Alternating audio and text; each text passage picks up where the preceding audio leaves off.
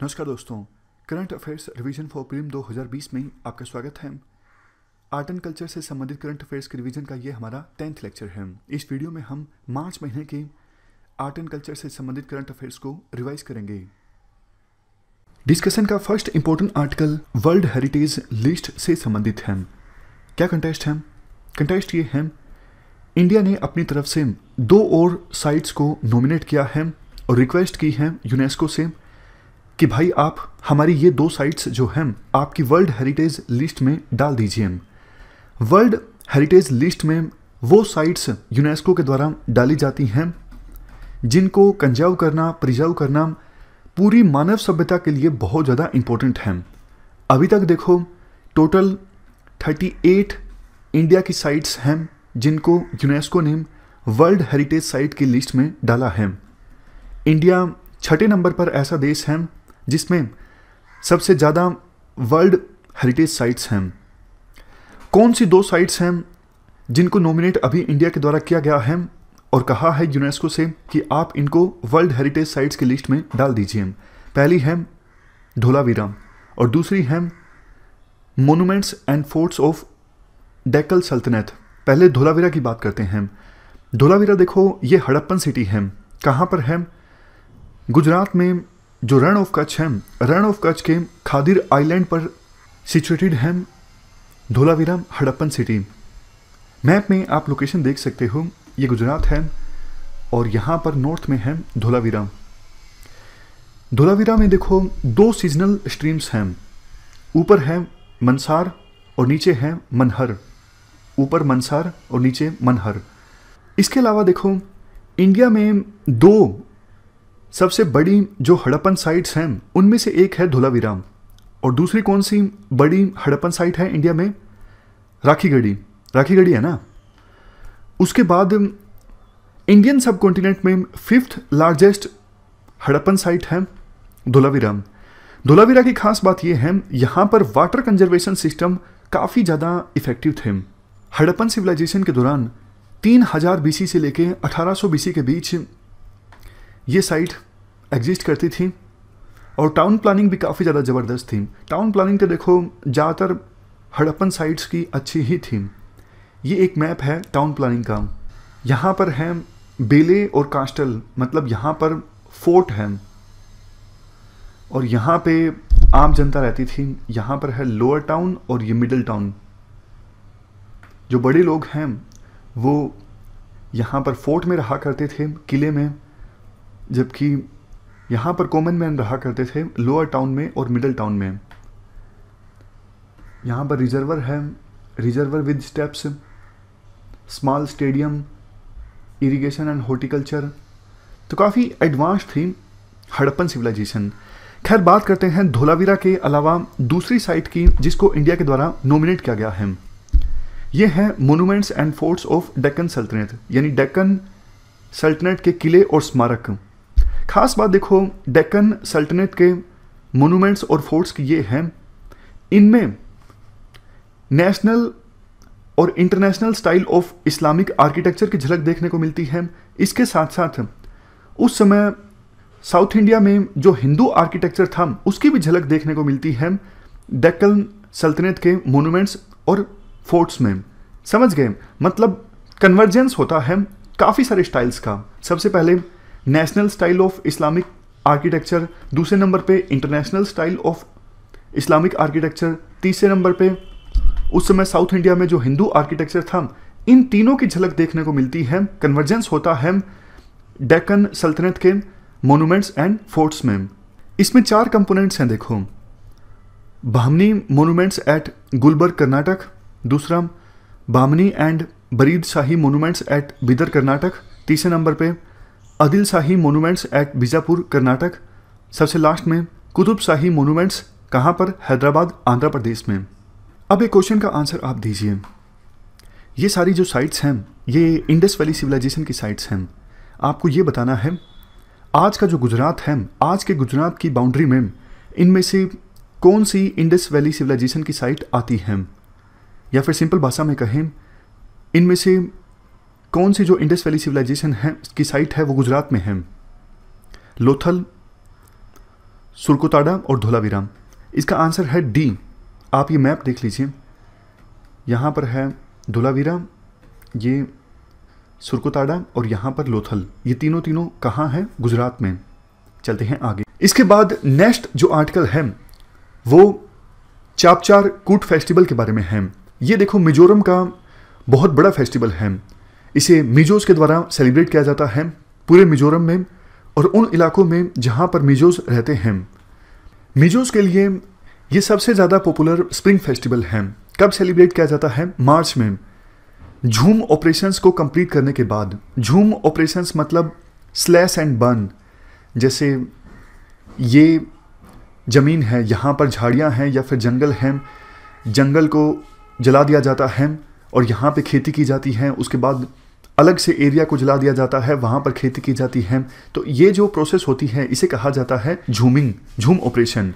तो इन झूम ऑपरेशंस के ख़त्म होने के बाद ये चापचार कूट फेस्टिवल सेलिब्रेट किया जाता है मिजोरम में। इस फेस्टिवल में डांस, म्यूजिक ये सब होता है और इस दिन मिजोरम में पब्लिक हॉलीडे होती है। सबसे पहली बार देखो एक गांव है सुआईपुई, यहाँ पर चापचार कूट को सेलिब्रेट किया गया था 1450 से लेके 1700 एडी के बीच। चापचार कूट जो है रिवाइव किया गया इसको बाद में 1962 में एक बहुत बड़े स्केल पर आइजोल में। आइजोल राजधानी है मिजोरम की। इस बार इस फेस्टिवल की जो थीम थी वो थी यूनिटी अमंग मिजोस, मतलब मिजोस के बीच एकता। तो ये हमने चापचार कूट फेस्टिवल के बारे में डिस्कस किया। यूपीएससी क्वेश्चन पूछ सकती है ये जो चापचार कूट फेस्टिवल है कौन से स्टेट का है? तो आंसर होगा मिजोरम। नेक्स्ट आर्टिकल गेर या फिर फाग यात्रा से संबंधित है। क्या कंटेस्ट है?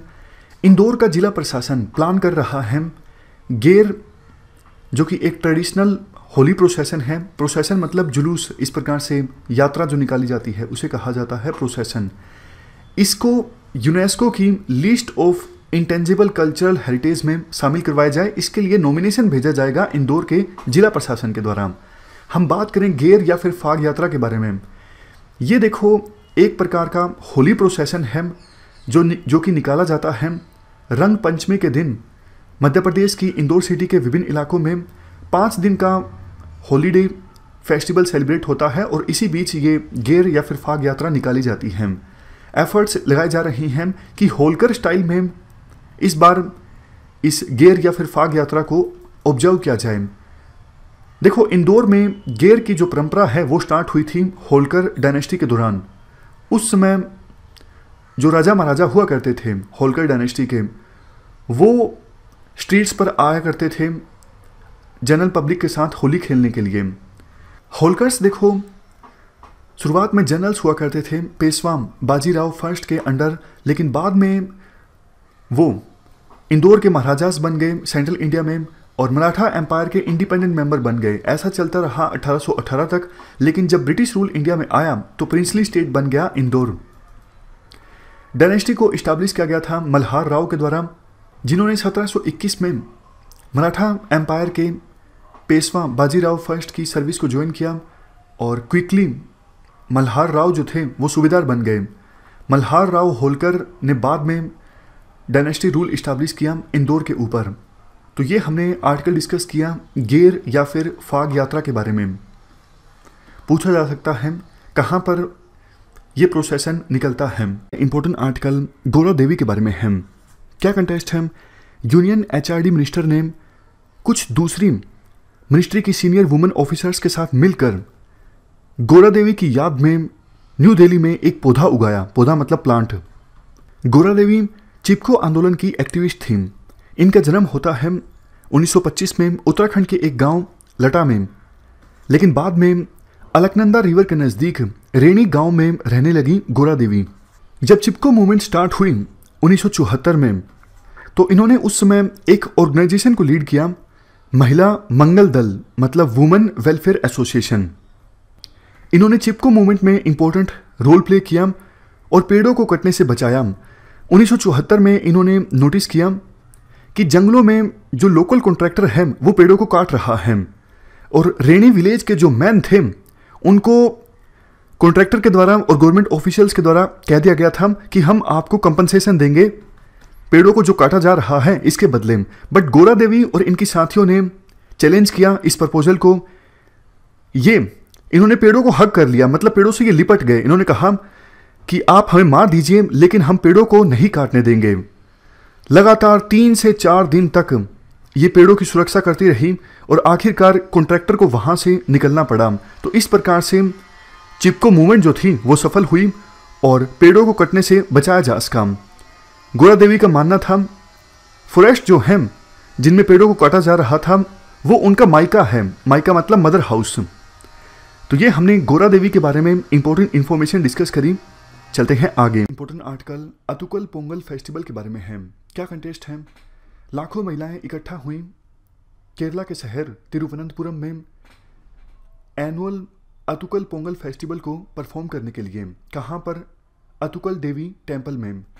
देखो ये जो फेस्टिवल है अतुकल पोंगल, ये one of largest religious congregation of women होता है। मतलब वर्ल्ड में एक जगह पर सबसे ज़्यादा वुमेन की सभा जब होती है उनमें से एक है ये अतुकल पोंगल फेस्टिवल। मतलब बहुत कम सभाएं ऐसी हैं वर्ल्ड में जिनमें इतनी ज़्यादा वुमेन इकट्ठा होती हैं जितनी कि अतुकल पोंगल फेस्टिवल में इकट्ठा होती हैं। इस फेस्टिवल में महिलाओं के द्वारा एक स्वीट बनाई जाती है, यानी मिठाई बनाई जाती है जिसका नाम है पोंगला। इसे काफ़ी ज़्यादा शुभ माना जाता है इस फेस्टिवल में। ये एनुअल फेस्टिवल ऑर्गेनाइज होता है अतुकल भगवती टेम्पल में।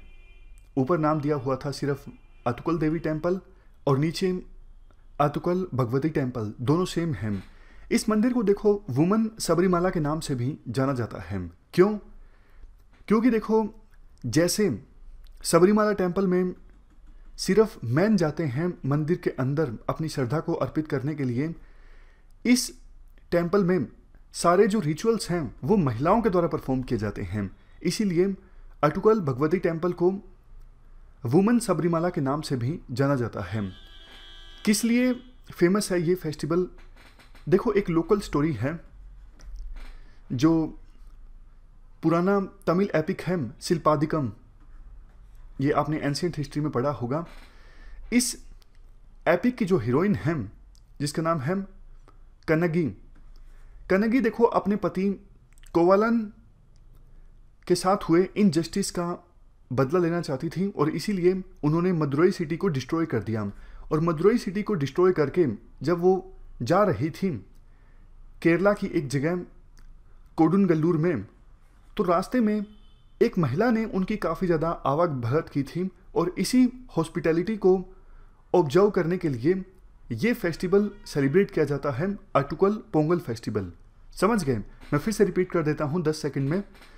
शिल्पादिकम तमिल एपिक है। इसके अनुसार इस एपिक की जो हीरोइन है कन्नगी, ये अपने पति के साथ हुए अन्याय का बदला लेना चाहती थी। इनके पति का नाम था कोवलन। इसलिए मदुरई सिटी को डिस्ट्रॉय करके जब ये जा रही थी केरला के एक जगह कोडुनगल्लूर में, तो रास्ते में एक महिला ने काफ़ी ज़्यादा आवा भगत की थी। इनकी अच्छी खासी इनकी हॉस्पिटैलिटी हुई थी और उसी हॉस्पिटैलिटी को ऑब्जर्व करने के लिए ये फेस्टिवल ऑब्जर्व होता है अतुकल पोंगल फेस्टिवल।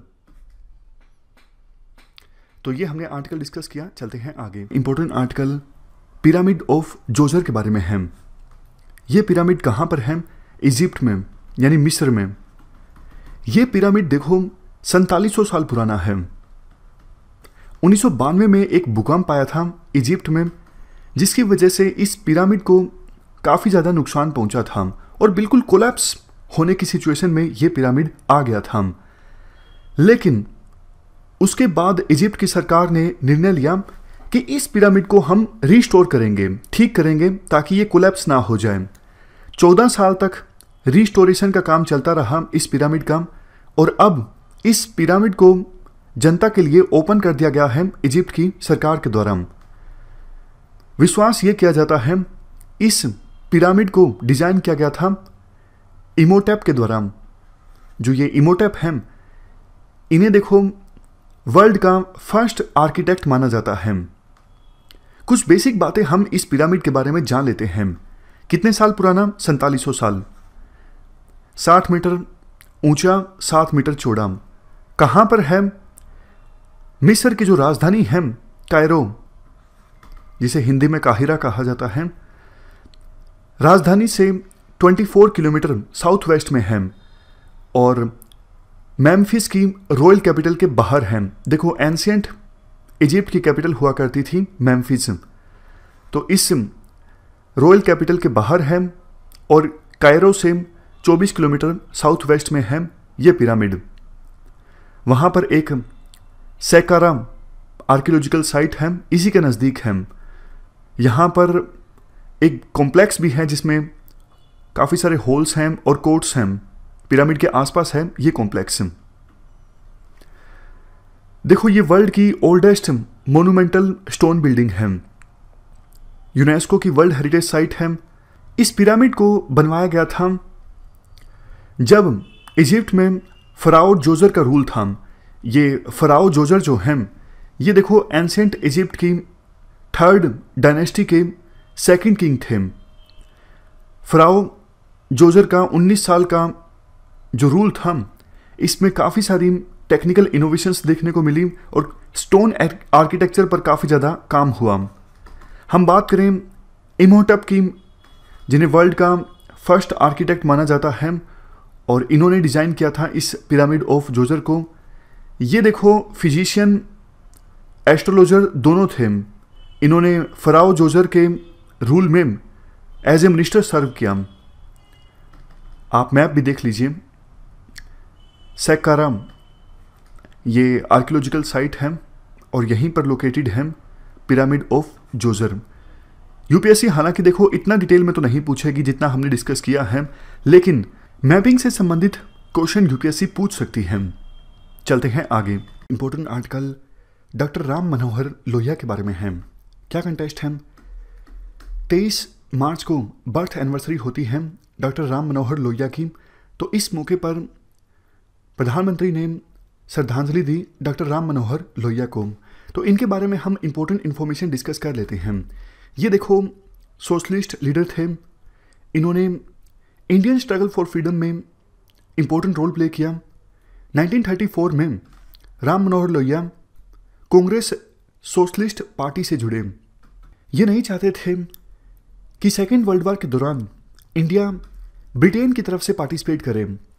इन्होंने उस समय काफ़ी एंटी ब्रिटिश स्टेटमेंट्स दी थी, तो इस वजह से इनको जेल में डाल दिया गया था 1944 से 1946 के बीच। ये गांधी के बहुत आर्डेंट फॉलोअर थे। जब गांधी जी ने 1942 में भारत छोड़ो आंदोलन स्टार्ट किया तो इन्होंने उस आंदोलन को सपोर्ट किया। लेकिन देखो, देश आज़ाद होने के बाद डॉक्टर राम मनोहर लोहिया ने और कांग्रेस सोशलिस्ट पार्टी के दूसरे मेंबर्स ने कांग्रेस को छोड़ दिया। 1948 में एक नई पार्टी की स्थापना की गई जिसका नाम था प्रजा socialist party. Doctor Ram Manohar Lohia member बने इस पॉलिटिकल पार्टी के जब इसको इस्टेब्लिश किया गया था 1952 में। जनरल सेक्रेटरी रहे वो इस पॉलिटिकल पार्टी के कुछ समय तक, लेकिन बाद में उन्होंने इस पॉलिटिकल पार्टी को भी छोड़ दिया, रेजिग्नेशन दे दिया 1955 में। और 1955 के लास्ट में एक अलग से पॉलिटिकल पार्टी इस्टेब्लिश की जिसका नाम था न्यू सोशलिस्ट पार्टी।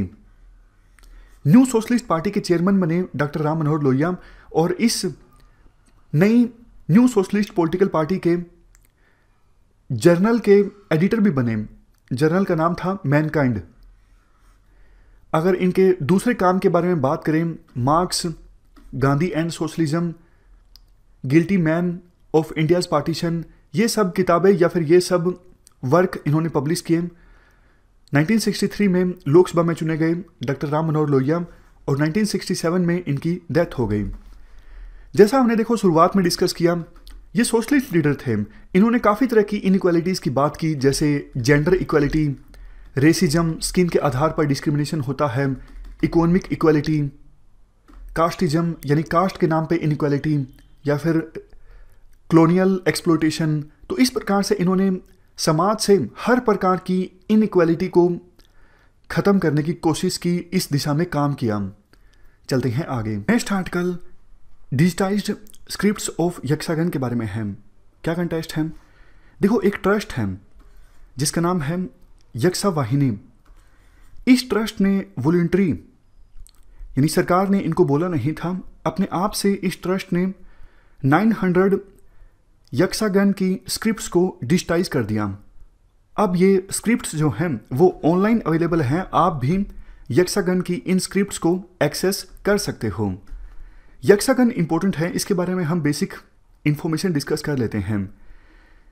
देखो लास्ट में ये जो गन है, गन का मतलब है गाना, और यक्ष का मतलब है नेचर स्पिरिट्स, भगवान मान लीजिए, मतलब यक्ष का गान, भगवान का गान। ये देखो कर्नाटक का ट्रेडिशनल थिएटर है। इस थिएटर में क्या होता है, इस थिएटर में पुरानी जो मिथोलॉजिकल स्टोरीज हैं या फिर पुराण हैं उनका वर्णन होता है। ये टेम्पल आर्ट फॉर्म है। इस थिएटर में देखो पगड़ियों का इस्तेमाल होता है, फेस पर काफ़ी मेकअप किया जाता है, वाइब्रेंट कॉस्ट्यूम्स का इस्तेमाल होता है, गहनों का इस्तेमाल होता है। आप ये तस्वीर देख सकते हो। इसे कन्नड़ भाषा में परफॉर्म किया जाता है। इवन मलयालम और तुलु, जो कि साउथ कर्नाटक की एक बोली है, डायलेक्ट है, इस तुलु लैंग्वेज में भी परफॉर्म किया जाता है। ये देखो वैष्णव भक्ति मूवमेंट से काफ़ी ज़्यादा इन्फ्लुएंस्ड है, और जो स्टोरी दर्शाई जाती हैं इस थिएटर में वो देखो रामायण, महाभारत, भगवत गीता या फिर दूसरे हिंदू एपिक्स से प्रेरित होती हैं। तो ये हमने आर्टिकल डिस्कस किया यक्षगान के बारे में। क्वेश्चन यूपीएससी सिंपल भी पूछ सकती है, जैसे ये क्वेश्चन 2014 में यूपीएससी के द्वारा पूछा गया था। आप बताइए क्या आंसर होगा इस क्वेश्चन का। सिंपल आपको मैच द फॉलोइंग करना है। क्या गरबा गुजरात का थिएटर है या फिर डांस है? मोहिनी अट्टम उड़ीसा का डांस है? यक्षगान कर्नाटक का थिएटर है? देखो मोहिनी अट्टम उड़ीसा का नहीं है, ये है केरला का। गरबा गुजरात का सही है, यक्षगान कर्नाटक का सही है। तो इस क्वेश्चन का आंसर हो जाता है सी। चलते हैं आगे। Next article Indian culture portal से संबंधित है। क्या कंटेस्ट है? मिनिस्ट्री ऑफ कल्चर ने हाल ही में ये पोर्टल लॉन्च किया जिसका नाम है इंडियन कल्चर पोर्टल। इस पोर्टल को लॉन्च करने का मकसद ये है हम हमारी रिच और डाइवर्स कल्चरल हेरिटेज को पूरी दुनिया को शो कर सकें। देखो हमारी जो कल्चरल हेरिटेज है काफ़ी ज़्यादा रिच है, चाहे बात कर लीजिए टेंजिबल कल्चरल हेरिटेज की। टेंजिबल कल्चरल हेरिटेज मतलब जिसे हम छू सकते हैं, जैसे कोई मूर्ति है या कोई स्कल्पचर है। और इनटेंजिबल कल्चरल हेरिटेज वो हेरिटेज जिसे हम छू नहीं सकते। फॉर एग्जांपल डांस, मतलब फिजिकल एग्जिस्टेंस नहीं होती इनटेंजिबल कल्चरल हेरिटेज की। तो दोनों प्रकार की जो कल्चरल हेरिटेजेस हैं हमारे देश में काफ़ी ज़्यादा रिच हैं। उन सब के बारे में इंफॉर्मेशन हम इस पोर्टल पे यानी वेबसाइट पे डालेंगे, तो वर्ल्ड में जो लोग मौजूद हैं चाहे किसी भी देश में हों उनको इंडिया की सभ्यता के बारे में पता लगेगा, और ज़्यादा से ज़्यादा टूरिस्ट हमारे कल्चर को एक्सपीरियंस करने इंडिया में आएंगे। इंडिया के कल्चर के बारे में ज़्यादा जागरूकता भी फैलेगी। तो इस वेबसाइट पे rare books, e books, manuscripts, artefacts from museums, virtual galleries, archives, photo archives, gazettes, मतलब बहुत सारी चीज़ें डाली जाएंगी इस पोर्टल पर। Paintings, classical art from different states of India. समझ गए? एक और चीज़ देखो, इस पोर्टल को लॉन्च किया गया है national virtual library of India project के अंतर्गत। ये जो प्रोजेक्ट है मिनिस्ट्री ऑफ कल्चर का प्रोजेक्ट है। कौन से मिशन के अंदर आता है ये project? National virtual library of India project. ये आता है नेशनल मिशन ऑन लाइब्रेरीज के अंतर्गत। इस प्रोजेक्ट में काफ़ी सारे इंस्टीट्यूशंस काम कर रहे हैं, जैसे IIT Bombay, centre for development of advance computing, Indira Gandhi national open university. Vision इस प्रोजेक्ट का ये है हमारी सारी कल्चरल हेरिटेज से संबंधित इंफॉर्मेशन को डिजिटलाइज करना। मतलब हमारी सारी जो इन्फॉर्मेशन है कल्चरल हेरिटेज से संबंधित वो डिजिटल फॉर्म में होनी चाहिए, ताकि पूरे वर्ल्ड में उस हमारी कल्चर से हेरिटेज से संबंधित इंफॉर्मेशन को एक्सेस किया जा सके। तो इस प्रोजेक्ट में इंडिया के कल्चर से संबंधित इंफॉर्मेशन को कलेक्ट किया जाता है, डिजिटलाइज किया जाता है, एक स्थान पे स्टोर करके रखा जाता है। तो ये पूरा आर्टिकल हमने डिस्कस किया इंडियन कल्चर पोर्टल से संबंधित। चलते हैं आगे। नेक्स्ट आर्टिकल हमारा है पय्यनूर। केरला की कन्नूर डिस्ट्रिक्ट में पेरुम्बा रिवर के बैंक्स पर पय्यनूर प्लेस सिचुएटेड है, जहां पे महात्मा गांधी स्मृति म्यूजियम सेटअप करने का प्लान कर रहा है केरला। पय्यनूर ही क्यों? क्योंकि पय्यनूर देखिए ये ऐसी प्लेस है जहां पे हिस्टोरिकल इवेंट्स हुए थे। पहला हिस्टोरिकल इवेंट देखिए, साइमन कमीशन प्रोटेस्ट हुआ था यहाँ पे 1928 में। पता है आपको, जब साइमन कमीशन इंडिया विजिट करने वाला था, इंडियन नेशनल कांग्रेस ने एंटी साइमन रेजोल्यूशन पास किया था, जिसके चलते हुए साइमन गो बैक के स्लोगन्स लगाए गए। लाहौर में लाला लाजपत राय लीड कर रहे थे। सिमिलरली पय्यनूर में मोयरथ शंकरन, लक्ष्मणा शेनॉय, सुब्रमण्यम, ये लीडर्स की लीडरशिप के अंडर साइमन गो बैक का प्रोटेस्ट लॉन्च किया गया था पय्यनूर में। सेकेंड इवेंट देखिए, साल्ट सत्याग्रह हुआ था 1930 में अंडर द लीडरशिप ऑफ के केलप्पन। इनको केरला गांधी भी कहते हैं। ये प्रोसेशन का प्लान ये था कि कोझिकोडे से लेकर पय्यनूर तक जाएं सत्याग्राहीस। 33 सत्याग्राहीस ने इसमें पार्टिसिपेट किया था। सत्याग्राहीस यानी वो लोग जो सत्याग्राही के प्रिंसिपल्स को अडॉप्ट कर लिए हैं और सत्याग्रह में पार्टिसिपेट करे हैं, उनको सत्याग्राहीस कहते हैं। यहां पे पय्यनूर को डिस्टिंक्शन भी मिला था सेकेंड बरदोली करके। थर्ड इवेंट देखिए, एंटी अनटचेबिलिटी मूवमेंट स्टार्ट हुआ था यहाँ पे पय्यनूर में, और पय्यनूर एपिसेंटर भी बना था एंटी अनटचेबिलिटी मूवमेंट का। और इनको ग्रेट सपोर्ट्स भी मिले थे लीडर्स के, जैसा कि ए गोपालन, के केरलियन, विष्णु भारतीयन। ये लीडर्स ने ये मूवमेंट को सपोर्ट किया था। फोर्थ इवेंट देखिए, कास्टिज्म के खिलाफ अगेंस्ट में लड़ाई लड़ी थी स्वामी आनंद तीर्था ने। ये फर्स्ट क्रूसेडर्स भी बने थे। स्वामी आनंद तीर्था कोंकणी ब्राह्मीण है बाय बर्थ, और नारायण गुरु ने इनको ये टाइटल दिया था। इनको स्वामी आनंद तीर्था करके पुकारा था, और ये पॉपुलरली स्वामी आनंद तीर्था से फेमस है। यहां पे स्वामी आनंद तीर्था ने राइट्स ऑफ दलित के लिए लाइफ लॉन्ग फाइट किया था। और गांधी जी का कनेक्शन क्या है? गांधी जी केरला को आए थे 1934 में, जब स्वामी आनंद तीर्था ने बुलाया था गांधी जी को। और जब गांधी जी आए थे तब गांधी जी ने मैंगो ट्री भी प्लांट किया था आश्रम में, जो कि आज भी देखने को मिलता है ये साइट पर। नेक्स्ट आर्टिकल हमारा है कुंभ अभिषेकम सेरेमनी, जो कि बृहदेश्वरा टेम्पल में हुई थी, जो कि आफ्टर 23 इयर्स हुई थी ये सेरेमनी। देखिए, Kumbha Abhishekam is a part of consecration ceremony of Hindu temples. Hindu temples में देखिए होता ये है, जो शिकरा है, जो क्रॉन है टेम्पल का, ये क्रॉन है टेम्पल का, ये क्रॉन है टेम्पल का, राइट। अपर एरिया हेड जो है उसको कहते हैं कुंभ। इसको रिचुअल बाथिंग कराई जाती है, इसको कहते हैं अभिषेकम। ये हुआ था।